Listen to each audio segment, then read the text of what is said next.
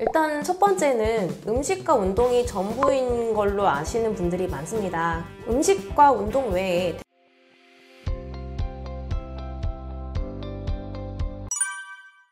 자기소개 부탁드립니다.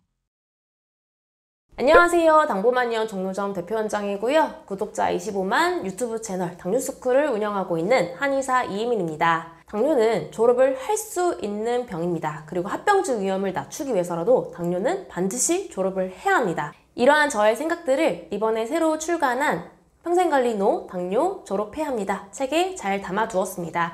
오늘도 당뇨 졸업에 대한 많은 말씀 나누도록 하겠습니다. 수많은 당뇨인들을 만나면서 어떤 것을 느끼시나요?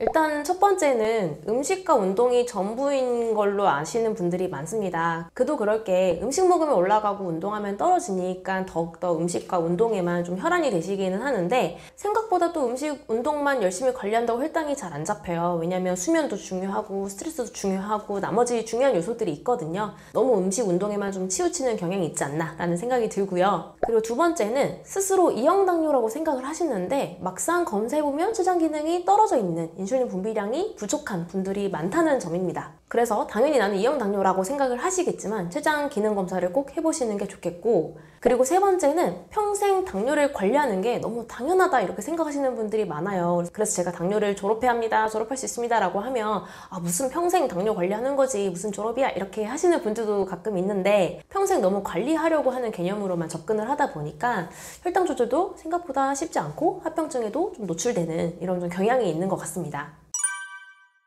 음식과 운동을 잘 관리해도 당뇨가 낫지 않는 이유는 무엇인가요?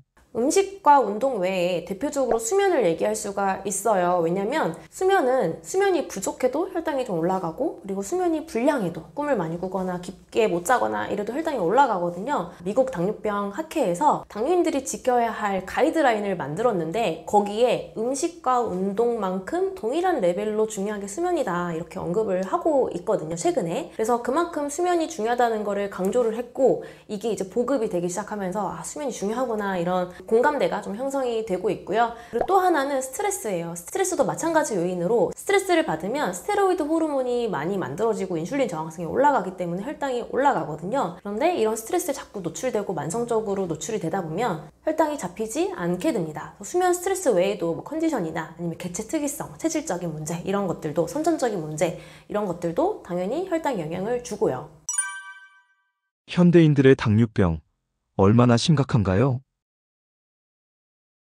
일단 정말 심각한 문제는 당뇨 관련 인구가 어마어마하게 늘고 있다는 점이에요. 제가 몇 년 전에 통계를 봤을 때만 해도 당뇨병 인구가 500만 명, 당뇨 전 단계 인구가 1,500만 명, 합쳐서 2,000만 명이었는데 최근에 제가 통계를 보니까 엄청 늘었더라고요. 또 당뇨병 인구는 600만 명, 전 단계 인구는 1,600만 명, 합치면 2,200만 명. 근데 이게 우리나라 전체 인구가 5천만 명 정도 되는데 그 중에 성인이 또 일부잖아요. 근데 그 중에 또 2,200만 명이 당뇨 관련된 인구라고 하니 너무 많은 거고, 이게 전 세계를 따지면 몇 억 되는 인구이기 때문에 정말 당뇨 인구가 늘어나고 있고 기하급수적으로 늘고 있다. 이게 첫 번째 심각한 문제이고, 두 번째는 사실 당뇨가 혈당 조절이 안 되는 걸 넘어서서 합병증 때문에 우리가 걱정을 하는데, 합병증이 오면 사실 현대의학에서도 아직까지는 그렇게 접근이, 치료가 쉽지가 않거든요. 발 저림이 오는데 이게 괴사까지 가면 뭐 절단을 해야 되고, 그다음에 신장도 망가지면 투석을 해야 되고, 눈도 망가지면 실명의 위기에 처하기 때문에 합병증에서 자유롭지 못하다. 이게 바로 두 번째 심각한 문제입니다. 젊은 당뇨병 환자들이 폭증하고 있는 이유는 무엇인가요? 당뇨 환자가 늘고 있는 가장 큰 요인은 저는 서구화된 식습관, 그리고 활동량 부족에 있다고 봐요. 첫 번째는. 왜냐면 일단 우리는 옛날엔 한식 위주로만 먹고 건강한 식단을 위주로 먹었는데, 요새는 가공식품, 인스턴트 식품 이런 것들을 많이 먹는데, 얘네들이 또 고칼로리죠. 이런 음식들을 너무 또 불필요하게 많이 먹는데, 그 반면에 활동량은 계속 줄잖아요. 자동차도 있고 가전제품도 있고 생활이 편리해진 만큼 우리의 활동량은 줄어듭니다. 시간을 내서 따로 운동을 하지 않으면 너무 신체의 활동이 없는 거예요. 음식은 너무 과하고, 그리고 활동량은 너무 적은 것, 이게 첫 번째 문제라고 생각을 하고요. 두 번째는 수면이 부족한 경우가 너무 많습니다. 우리나라에서 꿀잠 자는 비중이 7%밖에 안 된다고 하더라고요.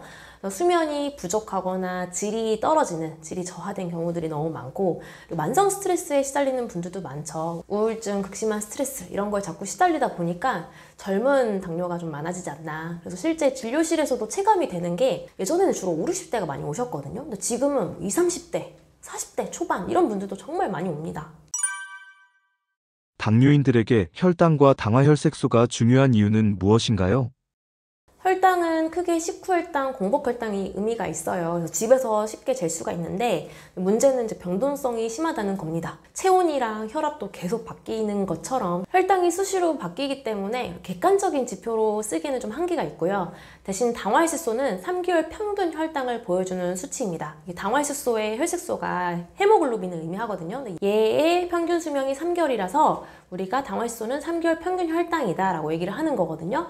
그만큼 평균 혈당을 보여주는 거기 때문에 객관적이죠. 정확합니다. 그래서 당화혈색소를 가지고 당뇨를 진단하기도 하고, 당뇨냐, 전 단계냐, 아니면 정상이냐. 그 다음에 두 번째는 당화혈색소를 기준으로 처방을 하기도 합니다. 약을 더 늘리거나 줄이거나 바꾸거나 할 때 당화혈색소를 기준으로 하는 거죠. 그래서 당화혈색소가 보다 더 중요하다 이렇게 생각할 수 있겠고, 그럼 혈당은 필요가 없냐? 그런 건 아니고요. 혈당 중에서도 정확하고 객관적인 건 공복혈당입니다. 식후혈당은 음식을 좀 줄이고 운동 더 하면 또 눈속임으로 좀 낮게 만들 수가 있잖아요. 근데 공복혈당은 자고 일어나서 되는 거기 때문에 객관적으로 내 몸 상태를 그대로 보여줍니다. 음식, 운동의 영향을 그렇게 크게 받지는 않아요. 집에서 내가 객관적인 지표로 활용하실 때는 공복혈당을 활용하시면 되고, 병원에 가서 검사할 때는 당화혈색소를 가지고 또 3개월을 되돌아보는 그런 평가를 하시면 되겠습니다.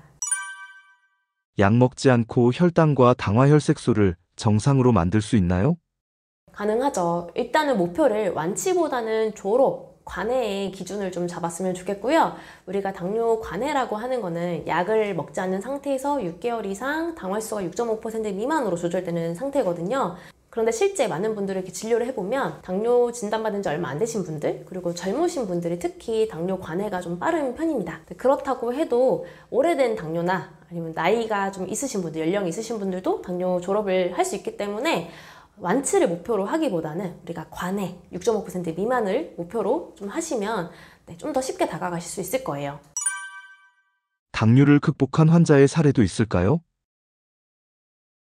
가장 드라마틱했던 사례가 있는데요. 충북 제천에서 오셨던 분인데, 당뇨약 4알을 모두 끊고도 당화혈색소가 14.6에서 5.3%까지 낮아져 4개월 만에 졸업하셨던 분도 있었고요. 그리고 서울 성북구에서 오셨던 70대 고령의 환자분이 있었는데, 당뇨를 졸업하고 싶다라고 말씀을 하셔서 연세가 좀 있으시고 당뇨약도 이미 드시고 계셔가지고 좀 오래 걸릴 겁니다 라고 말씀을 드렸는데, 당화혈색소가 12.4%에서 5.3%까지 낮아져 이분도 4개월 만에 졸업을 하셨었고요.